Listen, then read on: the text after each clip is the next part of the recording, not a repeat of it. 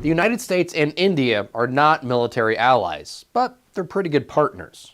If the last 2 years are any indication of what's ahead, that partnership will only get stronger. Now, with everything happening in the Middle East and Ukraine, maybe you lost track where India stands in terms of the global defense picture. So let's set the stage a little bit.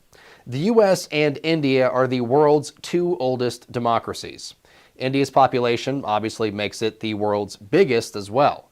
But the US and India did not always see eye to eye on most things. India is a part of BRICS, the group of countries trying to overthrow the dollar as the global reserve currency.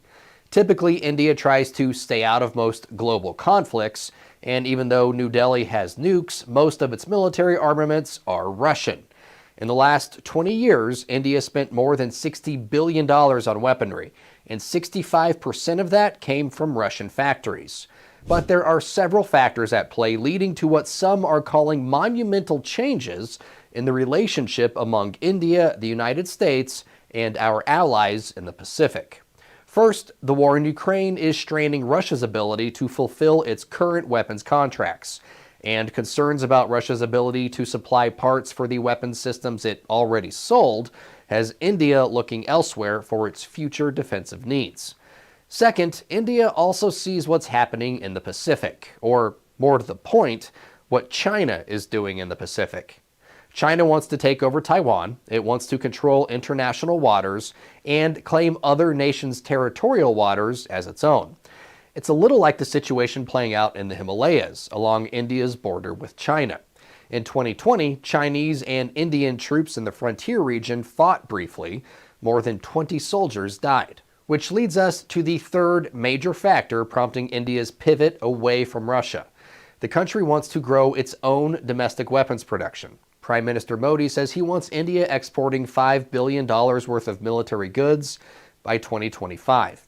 And in this regard, the United States really wants to see India succeed, because the two countries don't need a signed treaty to benefit from what the other can bring to the table.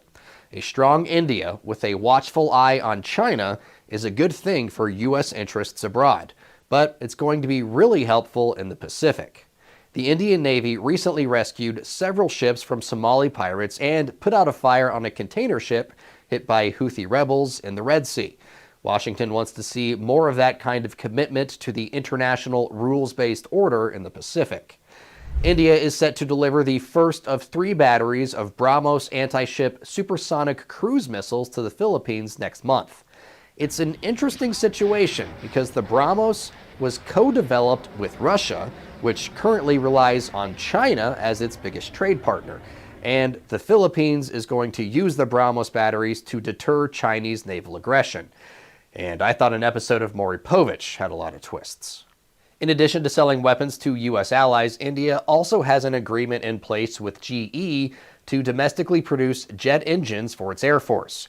India is also participating in more military exercises with the United States than it ever has before, and is a founding member of the Quad, or Quadrilateral Security Dialogue, with the U.S., Japan, and Australia.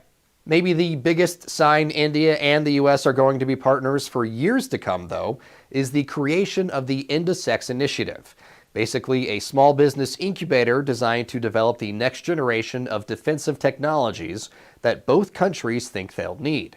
So whether it's cyber warfare, stealth tech, or quantum engineering, any insights or knowledge gained under the Indosex umbrella will be shared by each country's respective militaries.